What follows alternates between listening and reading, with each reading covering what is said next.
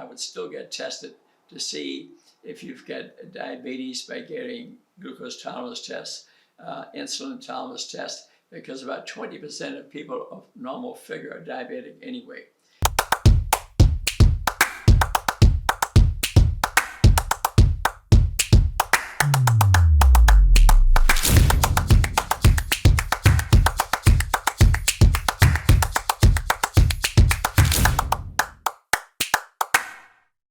Hello and welcome back. I'm Kelly with Inspired Nutrition, and today we are talking with Dr. Rudy Ketchman, and we are exploring the topic of the keto diet. Yeah, thank you for the great introduction, Kelly.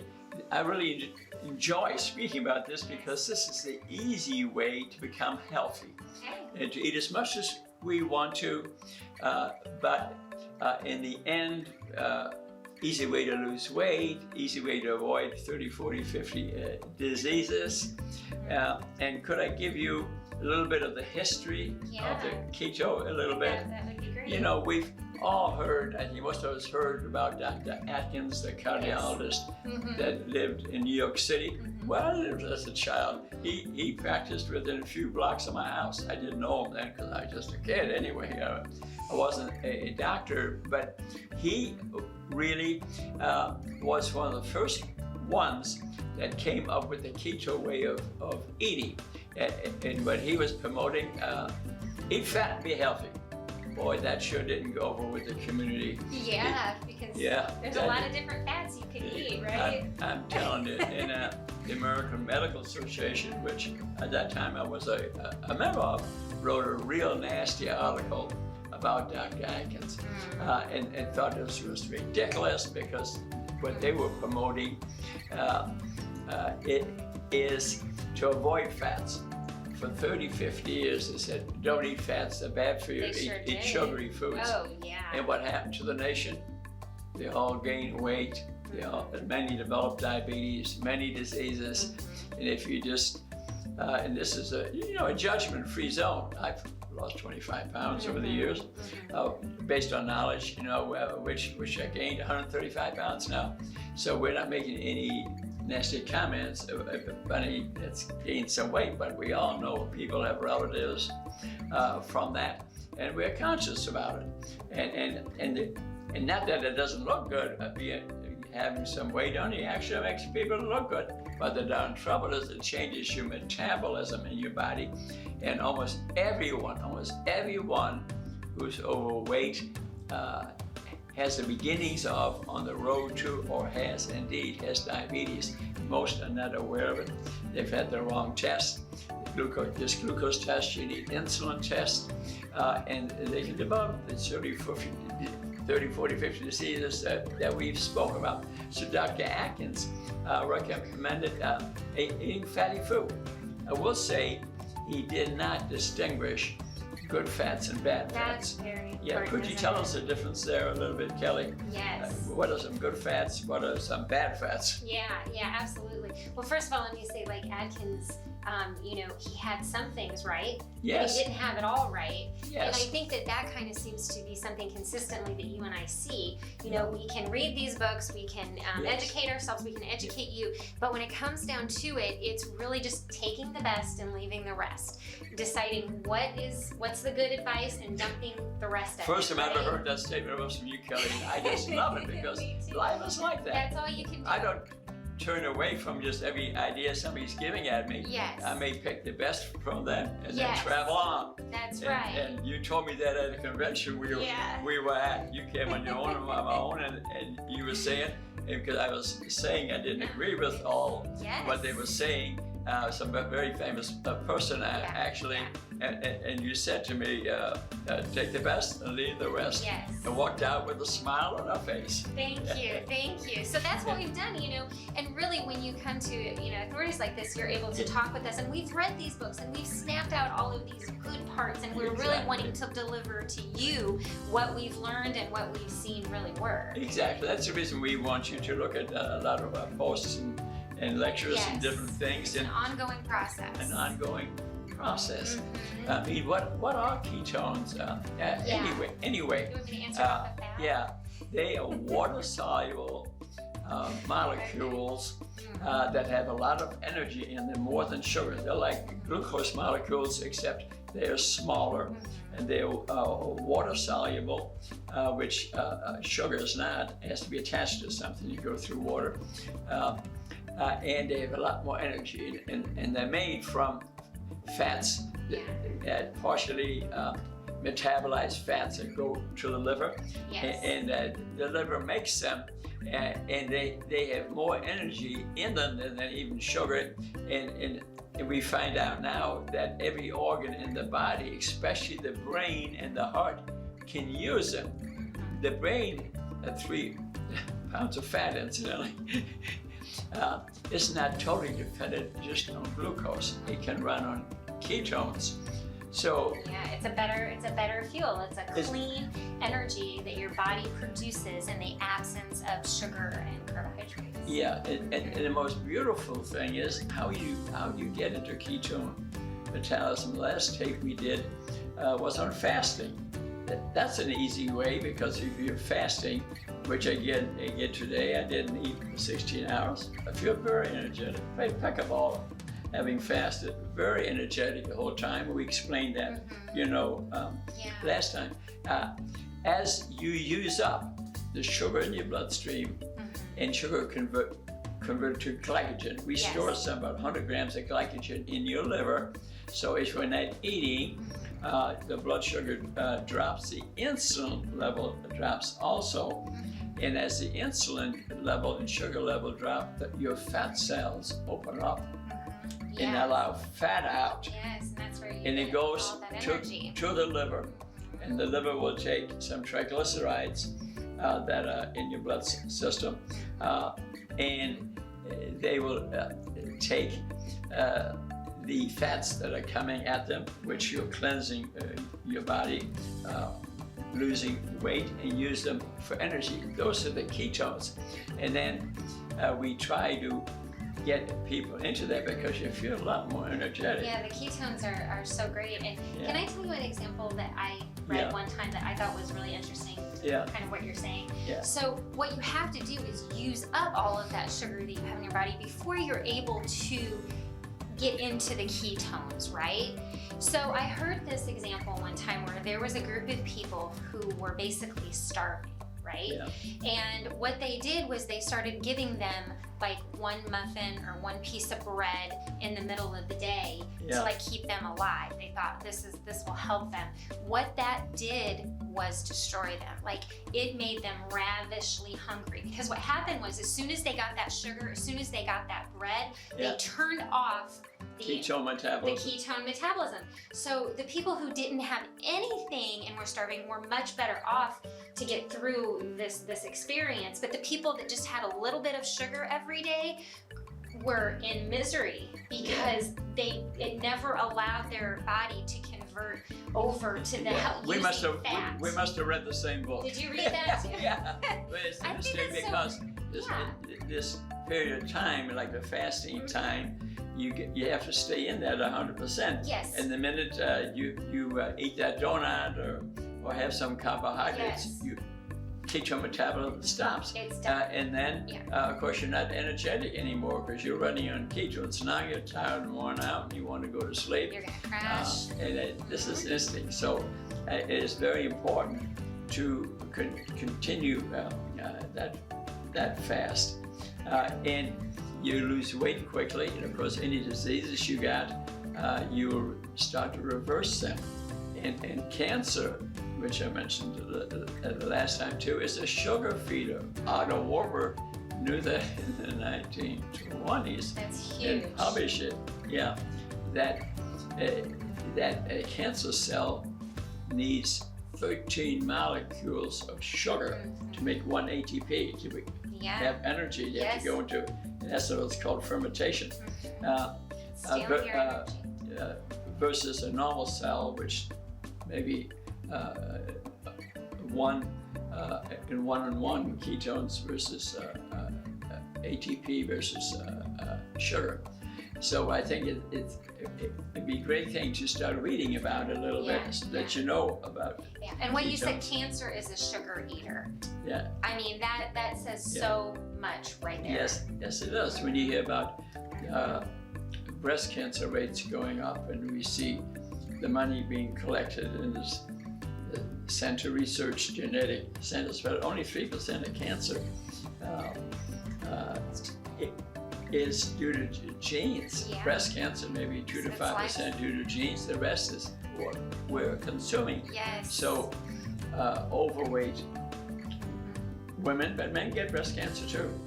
Overweight women have much higher rate of breast cancer.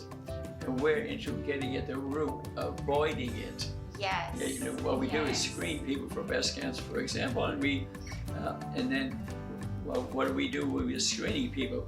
We're catching cancer that is already there. And then we starve it. And then we can go into keto and have some effect. But you get cancer already, okay? We are into preventing it in the first place. Absolutely. Absolutely.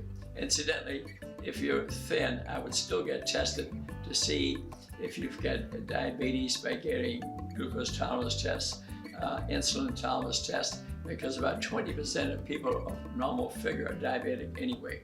And the reason is, you look at them, they look fine. They're of normal weight, but they have fat in their liver and fat in their pancreas. And the fat in the pancreas is avoiding the pancreatic cells from secreting insulin, the hormone that we need to push sugar into the cell. That's the reason. It's not just looking at somebody. You got to know what's in their organ, what is in the pancreas. And the most beautiful story, though, is that I read in Jason's Fong book, is that you can have been a diabetic 20, 30 years and be overweight. And if you do ultrasound, you can see the fat in the liver and the pancreas. If you start eating the keto way, eat a healthy way, which we'll talk about again in a minute, that once the fat leaves the liver and the pancreas, incidentally, that's the first, even before you lose fat that might be around your belly, for example, which is where the majority of the bad fat hangs out. The organs will cleanse themselves first, and that the pancreas will wake up and secrete insulin again. Wow. He found it in people who had 30 years taking insulin, which makes people gain weight because it puts sugar into the cell, makes the cell fat. People who take insulin regularly, if they look at the place where they injected themselves, the sugar is swollen up.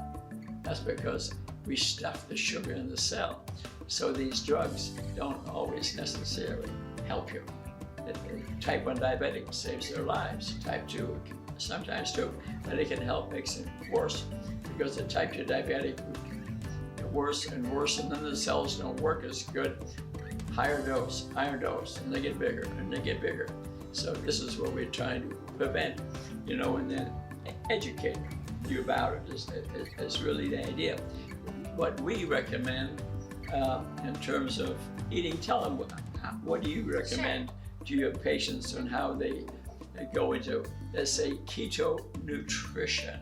Keto nutrition. Yeah. What's keto nutrition? Yeah, keto nutrition. Okay. Well, as you talked about the fats, let's start there. That is going to be your primary source for energy. And remember, when you can get yourself into that area of, producing ketones and getting rid of that extra sugar, then the fat is what's really going to fuel you. Fat is going to fuel your energy. It helps your brain. It helps hormones. It helps your skin. It's just going to help with everything. But the quality of that fat, is so important. So, we've talked a lot about source. So things like butter and eggs and cheese, dairy, those type of things, those can be very good for you. We've got a good ratio of fat and protein. But those items are really on a huge scale of what's acceptable and what's not. They have some cheese that they've made that's literally closer to plastic than it is food. Yeah. Like it's not even food anymore. It's plastic. Like it's that void of any type of nutrient. fats, right? It's been processed. Exactly. It's processed. It's cheese. so processed. So I like to say good, better, and best. That's one of the ways that we like to talk about this stuff, Yes. right? Yes. So when we're talking about fat, let's talk about the best. The best is, you live on this great land and it's been respected and taken care of, and your animals are eating beautifully, and you walk out on the farm and milk that cow and make your cheese. That's best. But that's not going to happen every day. That's just not it, So we don't always go for best. What's underneath there? Well, why don't you get to know a local farmer, somebody who really takes integrity and really takes care of their animals, and then helps you to hook you up with some eggs and some cheese. Go to visit the farmer's market. Underneath that's going to be finding good eggs at the grocery store, taking a look at the ingredients, finding out about the company. How do they feed these chickens? How do they feed these cows? And the difference is huge. So when you're talking about industrial meat, you're talking about inflammatory fats. When you're talking about grass-fed animals that have been taken care of, you're talking about inflammatory omega-3. Huge difference, right? Yeah, you see the point. I mean, in Kansas City, they have a trough that's 5 miles long, where they have the beef eating the corn going by, which has been genetically modified corn. It's full of sugar, fructose corn syrup, and not healthy. And when you're eating an animal or eating some meat, you really got to find out what did that animal ate, because that's what you're eating. I have eaten even salmon, even fish, that tasted like corn. And I said to myself, why is that? Because that fish came off a farm, not the ocean. It was fed corn. It was fed corn, and I'm actually eating corn. So always find out where that meat came from. We're not against meat. We're about 50-60% eating good fats, guacamole, MCT oil, olive oil, and good fats. Even ghee is a good butter to have because it's the casein removed from milk, and then so it's not and there's no lactose in it, but you may not have the friendly gut that can deal and get rid of the lactate that you may be drinking. I use ghee butter all the time. Yeah, you can use regular butter, but ghee butter. The good fats, omega-3 fats. Okay, and we need to take some every day. All our membranes in our body are made from fat, so we need some fat. Salmon, cheese are wonderful. MCT oil, and olive oil. Yes. And good eggs are a really great food. I mean, what a perfect balance of fat and protein. And protein in the morning. So many vitamins and minerals. And I spread out my meal in the morning, and like I said, because when you wake up, hormones are secreted in your body. Some glucagon is actually secreted, which is the opposite of insulin from the pancreas, which increases your blood sugar. Steroids, adrenaline, epinephrine, the adrenal gland secretes some of that, and your blood sugar goes up. Growth hormone comes from the pituitary gland of your brain. So in the mornings, the reason that you're not hungry is because your blood sugar is pretty stable. So you don't need to gobble down a whole bunch of food, or you're running to an airplane. You really don't, and you realize, I'm not really hungry. What am I eating for? And then if you kind of start thinking of lunch or something, and maybe you have some good protein, some good fats for lunch, and you can have some carbs, but don't overdo it. And you can drink coffee or tea before that, and water is fine, and eat a nice dinner. You've had a great day because you have fasted. You're in ketone metabolism because you spread the time out. You dinner around 6, go to bed around 9, and start the cycle all over again. You'll be healthy, normal weight, and dance along.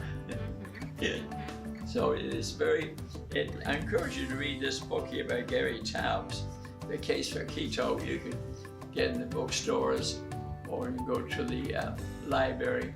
He goes he especially speaks a great deal about Dr. Atkins from New York City, from the neighborhood that I lived in.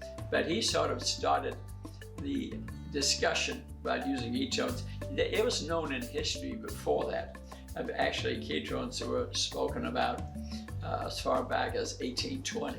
Really? As far as back as 1820. Wow, that's Yeah, a fascinating. lady wrote about it. It was known, and it was used. The ketones were used for epilepsy. Yes. And, And that I remember. but then drugs came along, and they didn't follow that metabolism anymore, which I think it was a mistake. Yes. Because I've even seen it written about lately, because I'm a neurologist, neurosurgeon. I treated seizures too. Along came Dilantin and other drugs, and we stopped using the metabolic method of treating convulsions. Actually, probably 70% of seizures could be treated with proper eating. Yeah, and that's been actually dealt with, but there's too much money in drugs, and they took over the medical world. I doubt we can turn that back.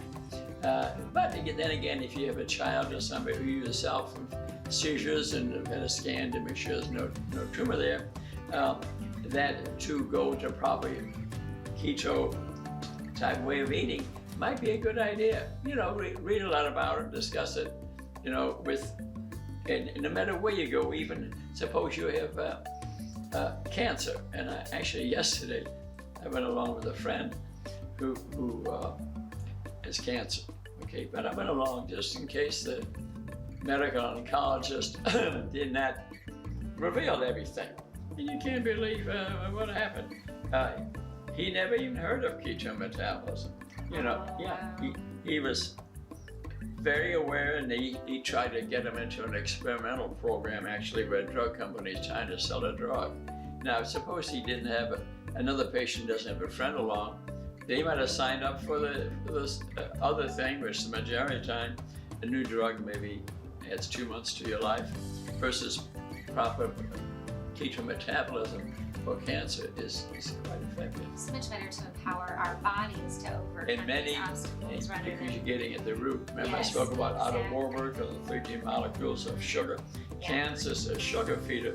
So the best thing to teach a patient is to go into ketone metabolism, fat metabolism. It's not hard. You may have to get into that for a few days while you're transitioning from the sugar to the ketones. You may feel a little funny, a little dizzy 2 or 3 days. They call that the ketone flu. But many people don't get that, but some do. And if you're really getting into this, trying to get rid of the diseases, for example, it's kind of good to learn a little bit about checking the ketones that are in your blood. You can check your ketone level by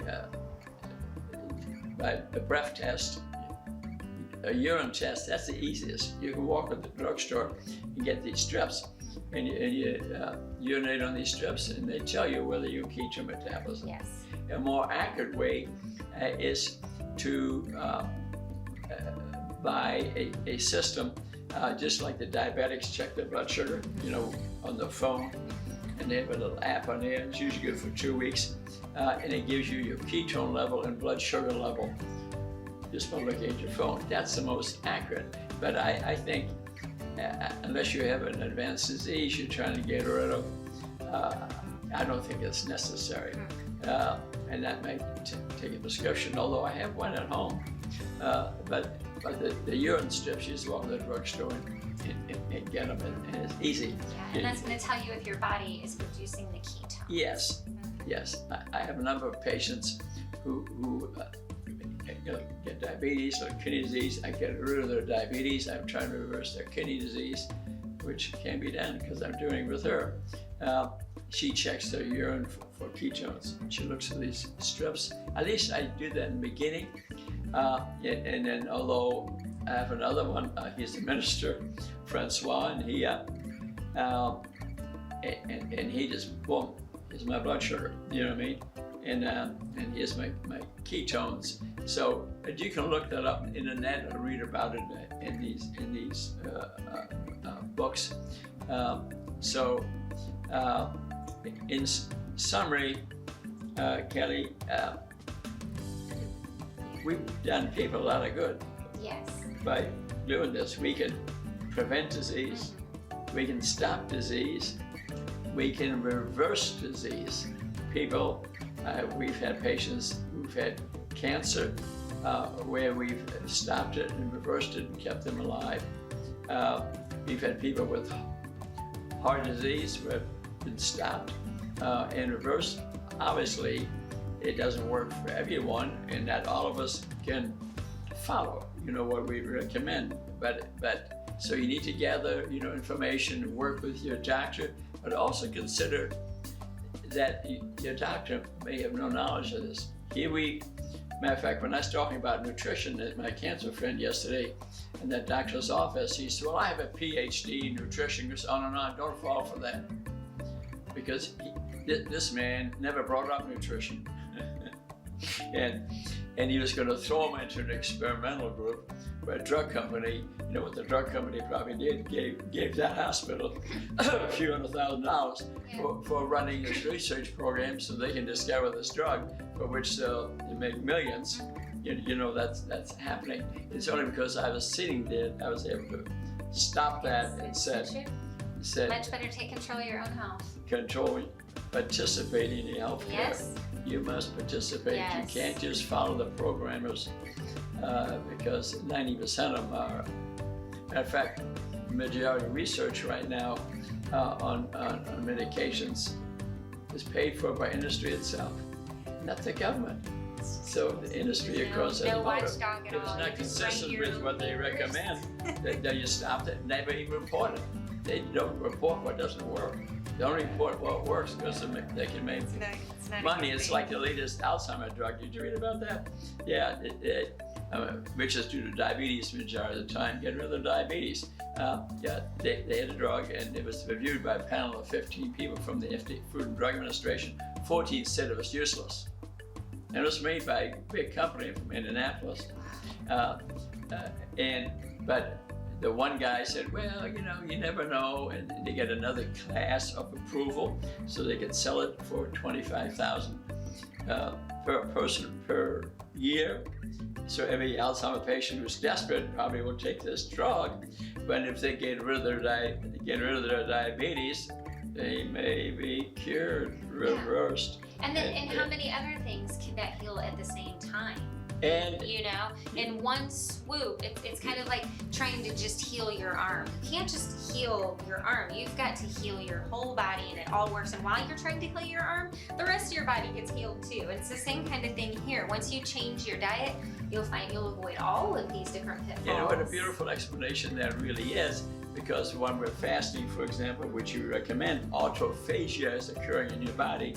Your damaged cells are being recycled, being reused, and you may breathe them out or urinate them out or come out the other end, and your body's being renewed. And that's why people who do fasting and do the keto way, they can live to be 100 and look young and play pickleball and tap in with us. That's right. When you empower your body to heal itself. We'll see you next time. Okay, and don't forget to visit the website. You can download a list of the keto foods, keto recipes.